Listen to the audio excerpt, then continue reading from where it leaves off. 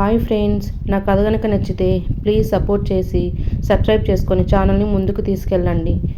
ఇంకా కథలోకి వెళ్దాం. పార్ట్ 7. నేను వడ్డిస్తాను, మీరు కూర్చొని భోంచేయండి చిన్నమ్మ అంటూ రామ్ పక్కన కూర్చోబెడుతుంది సుక్కు. రామ్ కోపంగా సుక్కుని చూస్తాడు. ఒకే ఒక లుక్.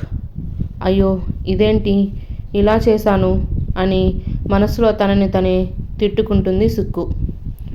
సుక్కు అది ఇలా ఇవ్వు అంటూ కమల డైవర్ట్ చేస్తుంది పరిస్థితిని.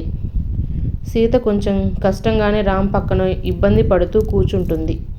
సరే సరే తినడం మొదలు పెట్టండి అంటుంది కమల. అంతే అమ్మా, మమ్మల్ని మర్చిపోయావు అన్నమాట అంటూ సుధీర్ మహేష్ వాళ్ళు వస్తారు. నేనారా మర్చిపోయింది అంటూ కళ్ళు పెద్దవి చేస్తుంది కమల. అంటే అది మాకే పని ఉండి రాలేదు అంటాడు సుధీర్. అది అలా చెప్పండి. కూర్చొని భోజనం చేయండి మీరు కూడా, స్పెషల్ ఈరోజు. అవునా అంటూ జయరాజు పక్కన కూర్చొని, డాడ్ నువ్వు ఎలా అమ్మని భరిస్తున్నావు, మాకు ఒకే చూపుకే భయం వేస్తుంది అని అడుగుతాడు సుధీర్. సింపుల్, నువ్వు పెళ్లి చేసుకో తెలుస్తుంది అన్నాడు జయరాజు. ఏంటి ఏమంటున్నాడు డాడ్ అని అడుగుతాడు మహేష్. నెక్స్ట్ నేనే అంట పెళ్ళికి అంటూ సిగ్గుపడుతూ ఊహలో అలేఖ్యని తలుచుకుంటాడు. అరే అదంతా సిగ్గే అన్నాడు మహేష్. వావ్ సుక్కు, ఈరోజు నిజంగానే స్పెషల్గా చేశావు. ఫుడ్ చాలా బాగుంది, రోజు ఇలాగే చేయొచ్చు కదా అంటాడు ఎంతో ఇష్టంగా తింటూ రామ్. విన్నారా చిన్నమ్మ, రోజు ఇలాగే చేయాలంట. అదేంటి సుక్కు బేబీ సీతకి చెప్తున్నావు అని అడుగుతాడు సుధీర్. మరి సుధీర్ బేబీ భోజనం ఈరోజు చిన్నమ్మగారే చేశారు. తింటున్న రామ్కి పొరపోయింది ఆ మాట విని. వెంటనే పక్కన కూర్చొని ఉన్న సీత నీళ్లు ఇస్తుంది. ఎవరు ఇస్తున్నారని చూడకుండా నీళ్లు తీసుకొని గుడగుడా తాగుతాడు మన రామ్. అందరూ అక్కడ రామ్ ఏమంటాడో అని కంగారుగా చూస్తున్నారు, ముఖ్యంగా సీత. కొత్త పని మనిషి చేసిందా, పర్వాలేదు చేయని అని తింటుంటాడు రామ్. రామ్ అని గట్టిగా అరుస్తుంది కమల. అప్పటికే సీత కళ్ళు చెమ్మగిల్లాయి. అత్తయ్య అంటూ తల ఊపుతూ వద్దు అని సైగ చేస్తుంది సీత. అందరికీ అక్కడ బాధ వేస్తుంది రామ్ అలా సీతని కించపరిచినందుకు. డాడ్ నేను ఈ సుక్కునే పెళ్లి చేసుకునేదా అని అడుగుతాడు సుధీర్. అయ్యయ్యో నేను చేసుకోను బాబు మిమ్మల్ని అంటూ లోపలికి వెళ్ళిపోతుంది సుక్కు. ఆఖరికి సుక్కు కూడా నువ్వు నచ్చలేదురా అంటూ తినేసి చేయి కడిగేకి వెళ్ళిపోతాడు పైకి రామ్. అందరూ నవ్వుకుంటూ భోజనాలు పూర్తి చేస్తారు. తినేసాక సీతని కమల తన రూమ్కి తీసుకొని వెళ్తుంది. రామ్ దగ్గరికి మహేష్ సుధీర్ వెళ్తారు. హాయ్ రా పెళ్ళి కొడక, ఎవరైనా పెళ్ళి చేసుకొని ఫస్ట్ నైట్ చేసుకుంటారు, వీడు వెరైటీ. ఫస్ట్ నైట్ చేసుకొని పెళ్ళి చేసుకున్నాడు, మళ్ళీ ఇప్పుడు ఫస్ట్ నైట్కి రెడీ చేయాలంట అని మనసులో మాట చెప్పేశాడు సుధీర్. బుక్ చదువుతున్న రామ్, వాట్ ఫస్ట్ నైటా, అలాంటివేమీ జరగదు, వెళ్ళి అమ్మకి చెప్పండి అంటూ కసిరాడు రామ్. ఆల్రెడీ అయిపోయింది కదా, ఇంకెందుకు సిగ్గు అంటాడు సుధీర్. రేయ్ నిన్ను చంపేస్తాన్రా, పీడ పోతుంది అన్నాడు రామ్. హిహి ఎవరికి పీడ, నేను ఇంకెవరికి, నాకే అన్నాడు రామ్. సో సారీ, అయితే ఖచ్చితంగా చావను.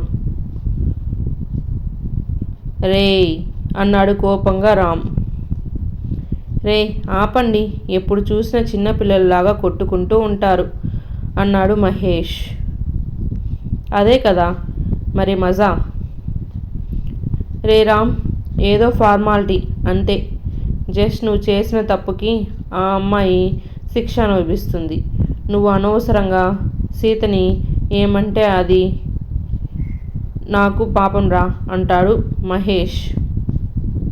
హే పోరా, అది నన్ను ట్రాప్ చేసి పెళ్లి చేసుకునిందని నిరూపించి ఆ తర్వాత డివోర్స్ ఇచ్చేస్తాను చూడండి.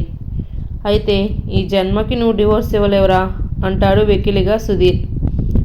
రే ఏంట్రా నీ టార్చర్ నాకు, హిహి సారీరా అంటూ పక్కకి వెళ్ళిపోతాడు సుధీర్. రే మళ్ళీ ప్లాన్స్ వేసుకుందువులే కానీ ముందు అమ్మని బాధ పెట్టకుండా చూసుకో. నీకు తెలుసు కదా అమ్మ నీ కోసం ఎన్ని కష్టాలు పడిందో, అది జ్ఞాపకం పెట్టుకో. ఇంకేం చెప్పలేము రా సుధీర్ అంటూ అమ్మకి నువ్వు రెడీ చెప్తాను అంటూ ఇద్దరు వెళ్ళిపోతారు.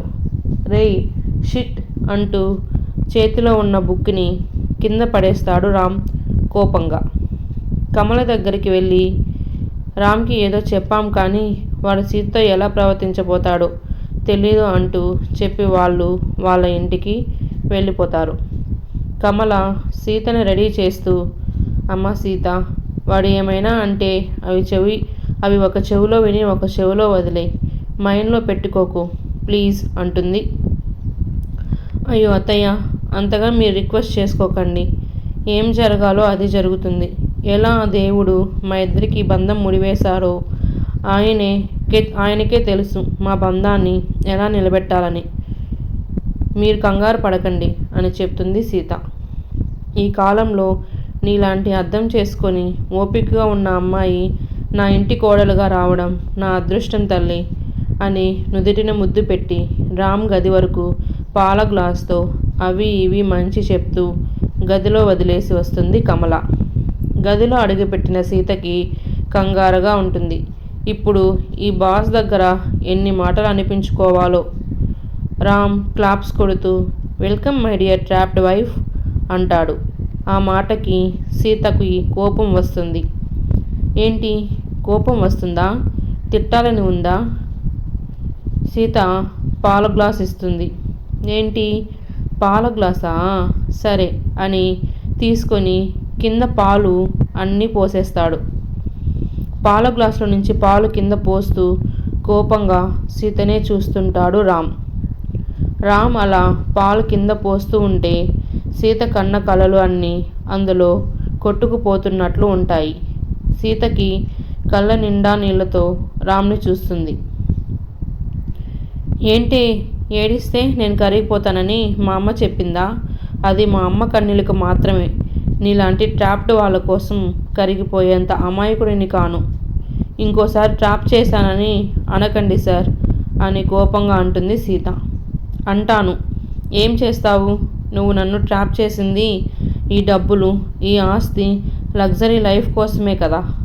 చెప్పు, కమాన్ చెప్పు అన్నాడు రామ్. నీకు ఎంత డబ్బు కావాలి అయినా తీసుకో, నా నుంచి దూరంగా వెళ్ళిపో.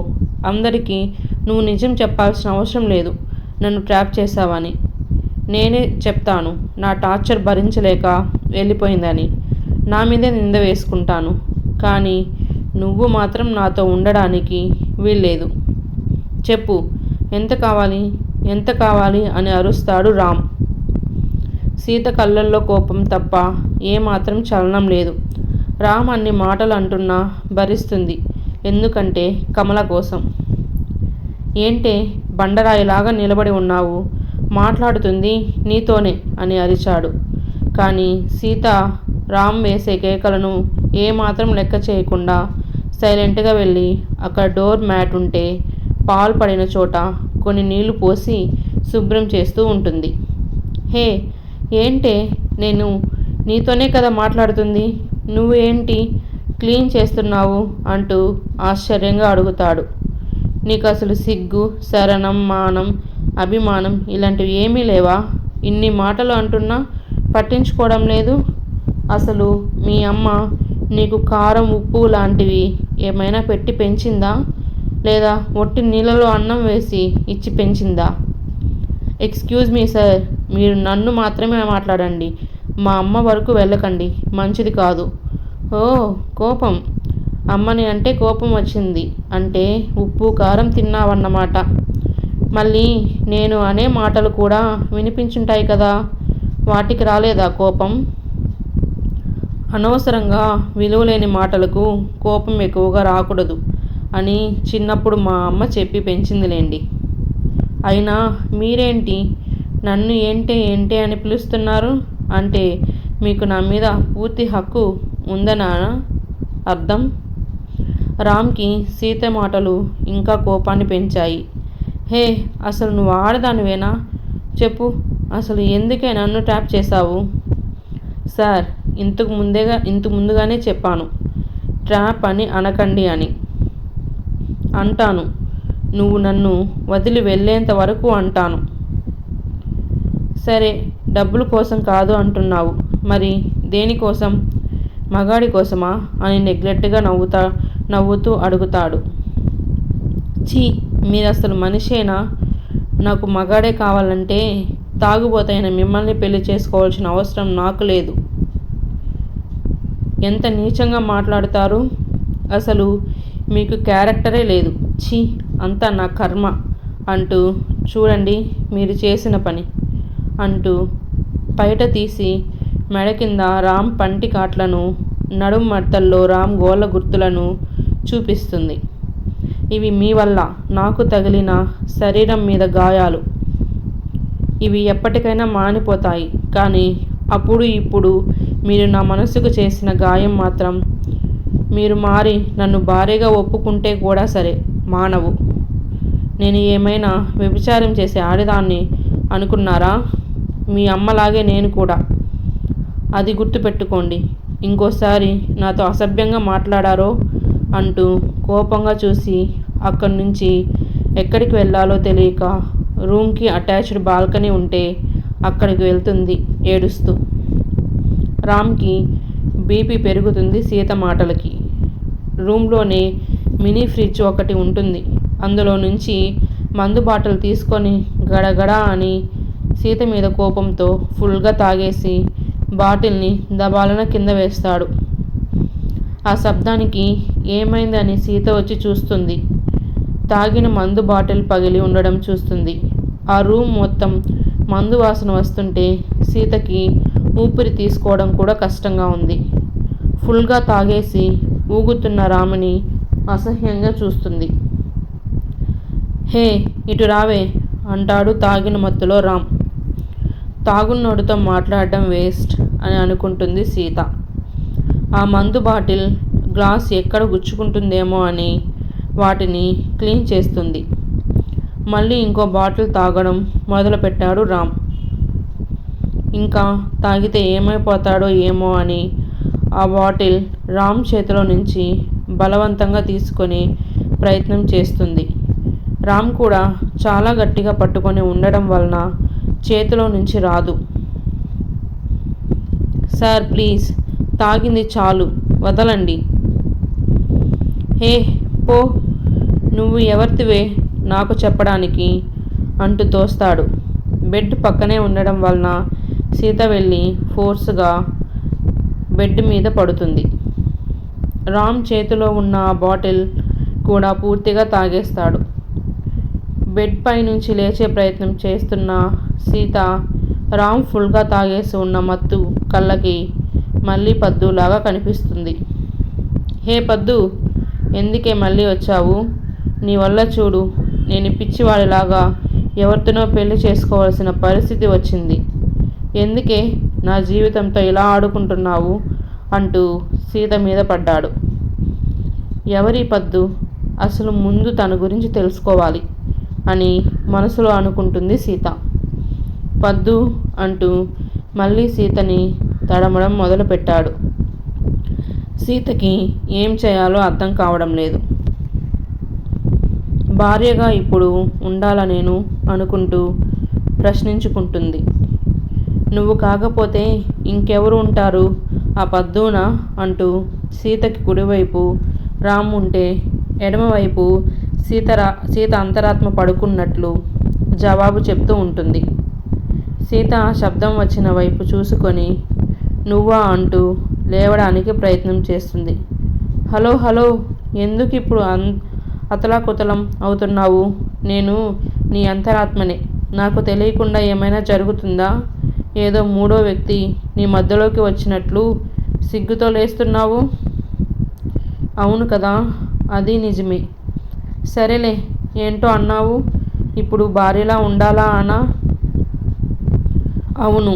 చూడు, ఈ వ్యక్తి ఎలా తాగి పద్దు పద్దు అంటూ ఎవరినో తలుచుకుంటూ ఉంటే నేను ఇలా ఇతనితో కాపురం చేసేది.